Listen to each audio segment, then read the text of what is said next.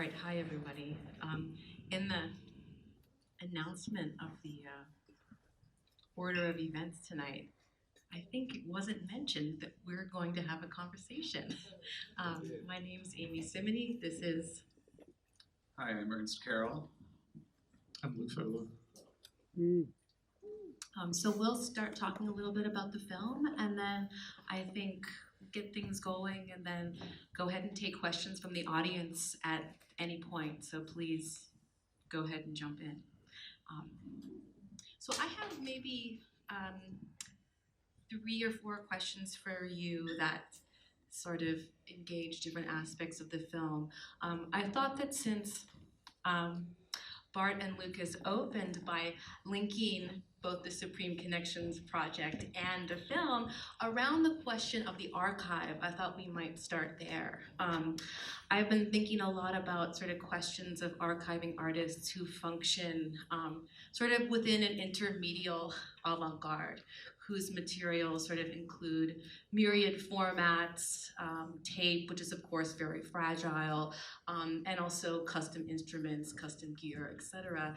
And in working with Bartlett's materials, you open with this beautiful sung account of the handmade and of the homemade as so crucial to the work that he is doing. And you also take us into the reading room, right?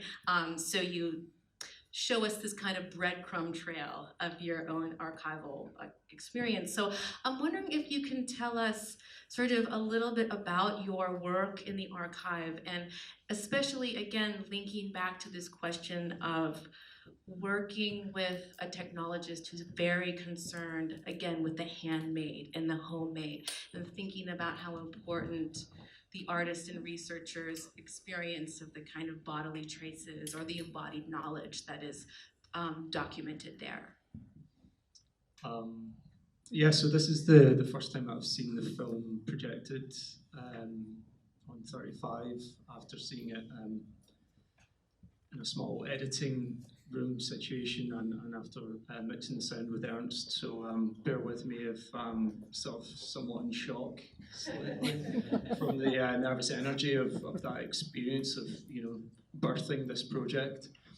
And yeah, I mean, the film, the project to look at Martin really started with the archive, and if it wasn't for the archive, this film wouldn't exist. So I owe a debt of gratitude first and foremost to the Western Front, who were so fastidious in and sort of thoughtful and prescient in creating an archive of videotapes. So one of the questions someone asked me was, why are there these videotapes why are there so many videos of Martin performing? And like the answer to that is quite simple. One is that the Western Front, which Martin founded with several other artists, and it's an artist-run space, and it still continues to this day. They've just bought the building from the sort of the first owners of the first wave of people that included Martin. So they bought a porta-pack very early on, a video porta-pack, and this is in the 70s. It was the first form of video, and they were really interested in the potential of video, like sort of Dan Graham and people like that. And so they invited video artists to come to Vancouver and make tapes, and they also had these concert series in the Lux Hall, and they would document all of them. So there's a great archive of experimental music and also sort of rock bands, punk bands that played there. And that's where I first saw a video of Martin performing in that first clip. So it felt important to show that first encounter that I had with Martin. And the link between that got me interested in Martin was this person, Hank Bull, who is a performance multimedia artist, musician himself, and was the sort of second generation of co-founders of the Western Front, and was past. He collaborated with Martin in Canada Shadows, which was this shadow play, shadow puppet touring group that Martin was both performed in and wrote music for, and they performed in Eastern Europe and across Canada. And so a lot of the soundtracks that you hear are extracted from Canada Shadows performances. So it was between the Western Front's archive and then also Simon Fraser University's archive that the film is comprised. The material is, all of the material in the film comes from an archive, and I sort of believe in this idea of documentary, that I'm more interested in, I can't remember who said it, probably someone far more intelligent than me, but said documentary should be more about, or he's more interested in documents than documentary. And I think that's the same with me. I struggle with documentary in its contemporary form. I feel like it's sort of fallen by the wayside a bit, and I'm sort of trying to remake or rethink what documentary could be. And that's perhaps why the form is what it is, which is sort of quite reflective of Martin as a person and his own predilections. So that was kind of long-winded. No, it's great. Good answers tend to be that way. Just to respond to your idea of documentaries being about documents, the sort of long but not too long shots of archival material impacted me very viscerally, in the sense that I was very much reminded of that sense of being in the reading room and being impacted by the first time of seeing some of these documents, and that spun out intellectual energy where you ask yourself, well, where does this go? What kind of story does this tell? And so it seems like the film captured that that intensity really, really, in a really interesting way. So I wanted to sort of register that powerful response. Thank you for that. I'm going to ask you a question about tuning systems. Is that okay with everyone? Okay, great. Okay. So Bartlett worked with Lamont Young and Terry Riley in San Francisco, who are both adherents of ratio-based tunings. Some would say dogmatically so. But Bartlett chooses to extend and complicate the work of Harry Partch, right? And he is very explicit about sort of the issues with Partch's instruments, right? On the one hand, and I'm citing a text that I know that you've read, but I'm gonna go through it. Like, it's, good, okay. So Partch's fixed pitch instruments, Bartlett argues that they don't realize or can't showcase their tuning properties because on the one hand they have themselves very complex spectra, and on the other hand they don't, and Bartlett prefers pure tones, and then on the other hand they don't have long enough decays to really showcase some vertical relationships, right?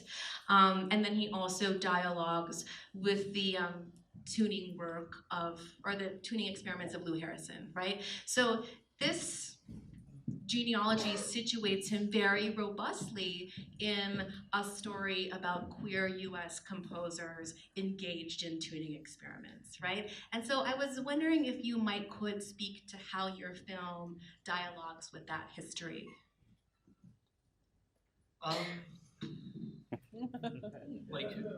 So apart from who are those queer composers working with tune?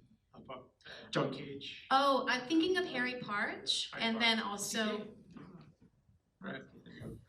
And then Lou Harrison, yeah. Okay, I didn't know that. Right, yeah, we could kind of continue. I'm citing the people that Bartlett dialogues with in his writings, or in his few published writings, which is what I had access to prepare for our conversation. Well, I'm learning from you, as it should be. So I'd never actually considered that connection between those other composers, but in terms of Harry Partch, I mean, he made this example of Parch's scales in a computer program that I tried to, that was the sort of stimulus for having these Apple II graphics that Theo did. And also you see his, you see his relative ratio tuning tables represented at one point as well in a recreated graphic. It's not the actual program that he used. But yeah, he loved Parch, and